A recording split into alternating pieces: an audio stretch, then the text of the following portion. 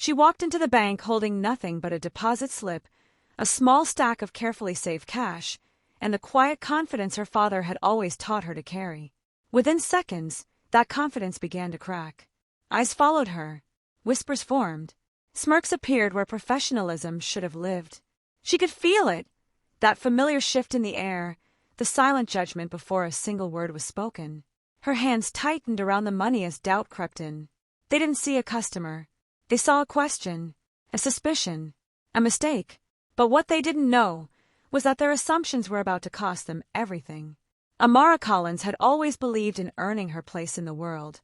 At 19 years old, she carried herself with a quiet discipline that came from years of watching her father build something from nothing. She was a college student, balancing long hours of studying with a part-time job that demanded early mornings and late nights. Every dollar she earned meant something. Every sacrifice had a purpose. She lived a simple life. Early mornings, long bus rides, even longer nights buried in textbooks and responsibilities most people her age never had to think about. She didn't complain. She didn't expect shortcuts. She believed in patience, in effort, in proving herself through action. That morning, she had woken up earlier than usual. She had counted the money twice at her small desk, smoothing each bill carefully before placing it into a clean white envelope. It wasn't just cash. It was independence. It was progress. It was proof that she was moving forward. The bank wasn't new to her. She had been there before, walking past the tall glass doors and polished floors without ever thinking twice about whether she belonged. To her, it was just another step in her routine, another responsible decision, another small victory in a life built on discipline. But as she stepped inside that day, something felt different. Not at first. At first, everything looked the same.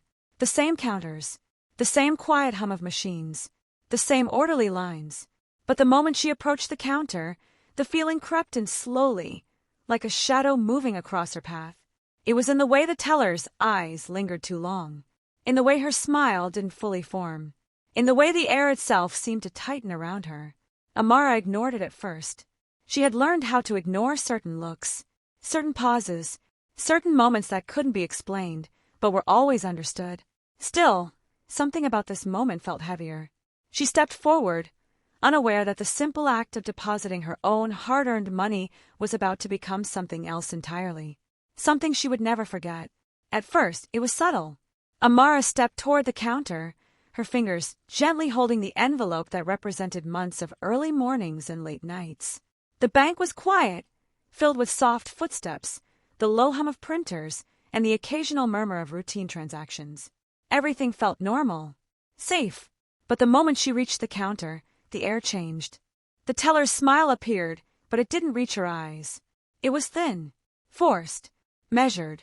Amara slid the envelope forward carefully, her movements calm, respectful. She had done this before. She knew the process.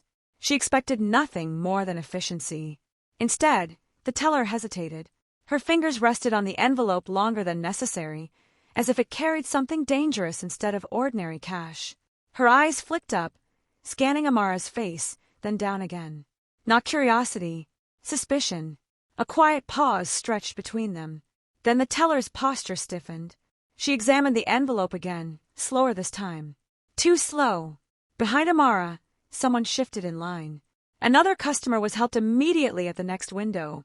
No hesitation, no pause, no scrutiny. Just trust. But here, time seemed to stop. The teller leaned back slightly, her lips pressing into a thin line as she stared at the amount on the deposit slip. Her expression changed, not to surprise, but disbelief. Her eyes returned to Amara. This time, the look was different. It wasn't about the money. It was about her. Amara felt it immediately, that familiar, invisible weight pressing down on her chest. The kind she had learned to recognize without anyone saying a word. The silent question hanging in the air. Do you belong here?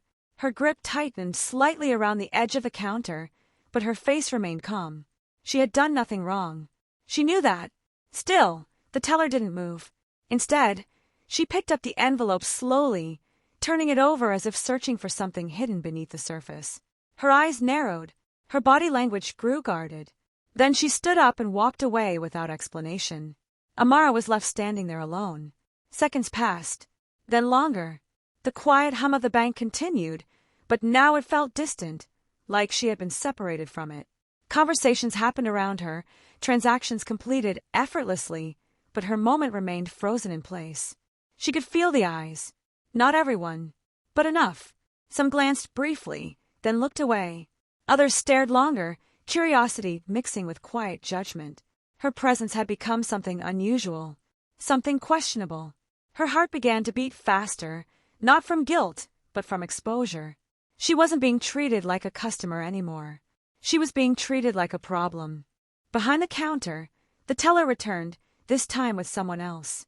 A manager. His expression was colder, more serious, less patient. He didn't smile. He didn't greet her. He simply looked at her, then at the envelope, then back at her again. The silence was heavier now. Amara's breathing slowed, but inside, something else was rising. Confusion, embarrassment, and something deeper, something sharper. The manager picked up the envelope and examined it carefully, his movements slow, deliberate, suspicious. The message was clear, even without words. She wasn't trusted. Not here. Not like this. Not like them. The silence became unbearable. Amara stood frozen at the counter as the manager held her envelope like it was evidence in a crime. His fingers pinched the edges carefully, his face locked in quiet judgment. The teller stood beside him, arms crossed, watching Amara, not like a customer, but like a suspect waiting to be exposed. Every second stretched longer than the last. People in line were no longer pretending not to notice.